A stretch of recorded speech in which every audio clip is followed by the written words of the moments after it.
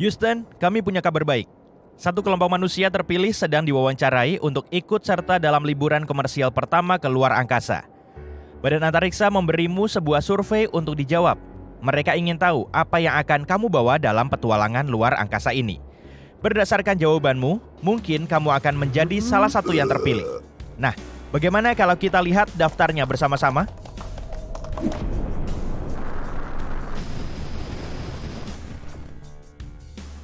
Pensil, itu tidak terpikir olehku, tapi masuk akal. Kabarnya, Amerika Serikat menghabiskan jutaan dolar untuk merancang pena yang bisa digunakan di luar angkasa. Tidak adanya gravitasi merupakan hambatan besar dalam kehidupan di luar angkasa, dan pena pun tidak berfungsi di sana.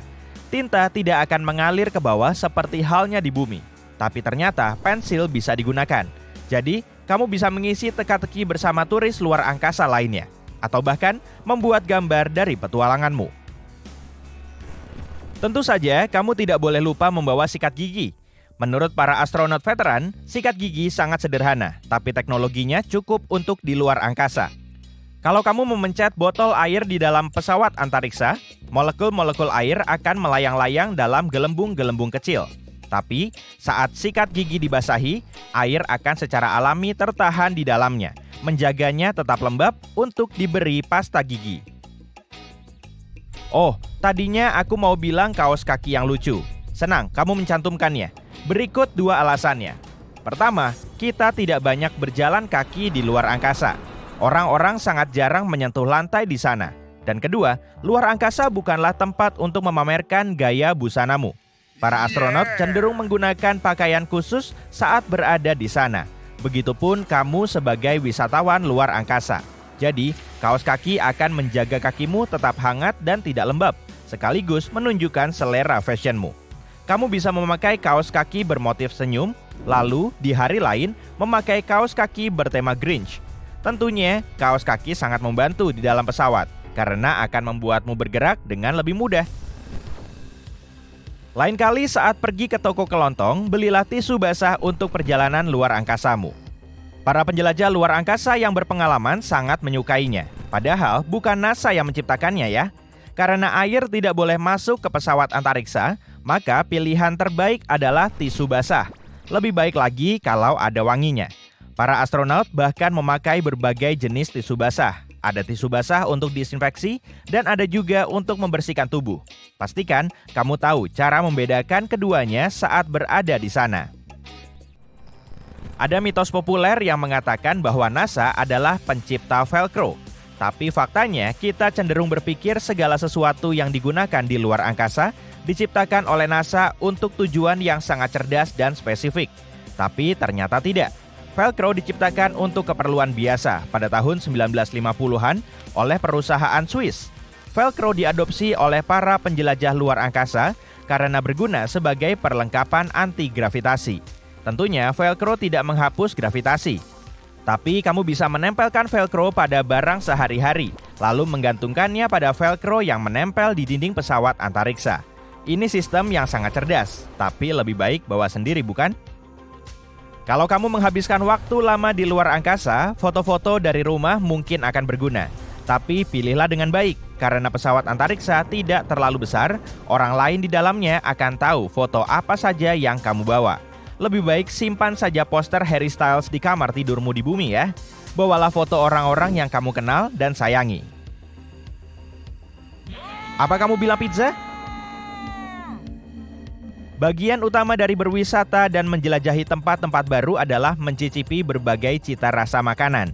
Di luar angkasa, itu sedikit lebih rumit.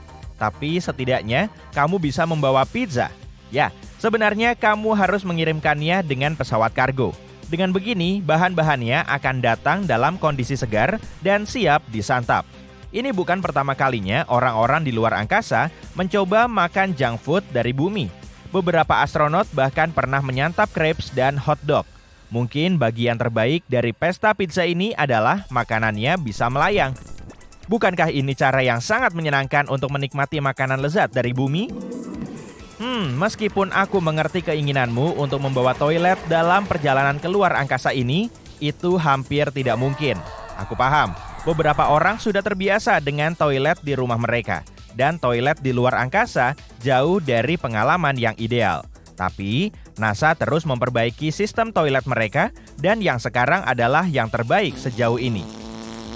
Jadi, seharusnya itu sudah cukup. Ada satu barang yang akan kubawa juga, yaitu laptop. Tapi mungkin kamu bertanya, apa gunanya laptop di luar angkasa? Ternyata ada internet di seluruh stasiun antariksa internasional. Jadi, meskipun kamu tidak menghabiskan sebagian besar perjalananmu di ISS, kamu bisa menonton Netflix saat berada di sana. Ada internet di seluruh ISS rupanya.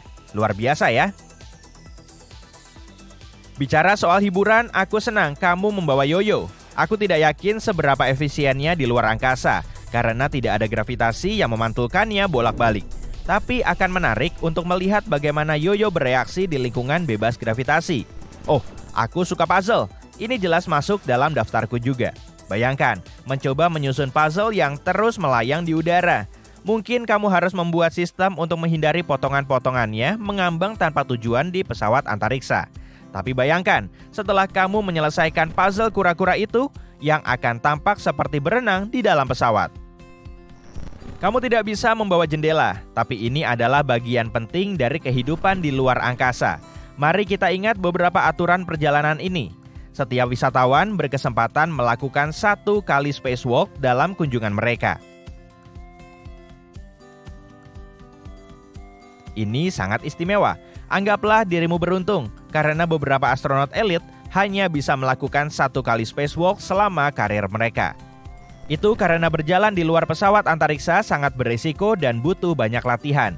Tapi kamu akan dapat pelatihan setelah sampai di sana. Masalahnya, di hari-hari lainnya kamu akan terkurung di dalam kaleng yang mengambang.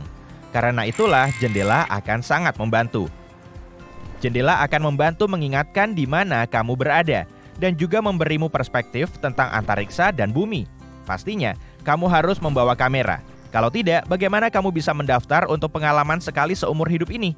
Pastikan saja kamera itu berfungsi di dalam pesawat antariksa atau ISS. Kopi. Jangan khawatir, kamu tidak perlu membawa kopi sendiri. Sampai belum lama ini, para astronot hanya bisa mengandalkan secangkir kopi instan saat berada di luar angkasa. Tapi, kamu beruntung karena para ahli kopi sudah memecahkan masalah ini. Sekarang ini, ada mesin espresso. Ukuran mesin itu sendiri mirip dengan mesin espresso di bumi.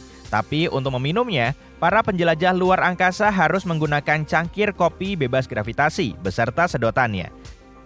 Kalau coba meminumnya seperti biasa, kopi panas bukan akan langsung menghantam wajahmu, melainkan akan menempel di dasar cangkir. Harus kuakui, aku sangat mendukung penemuan ini. Terakhir, bagaimana kalau membawa gitar? Aku perhatikan belum ada alat musik yang kamu bawa. Kalau ini penerbangan konvensional, kamu mungkin harus membayar ekstra untuk bagasi.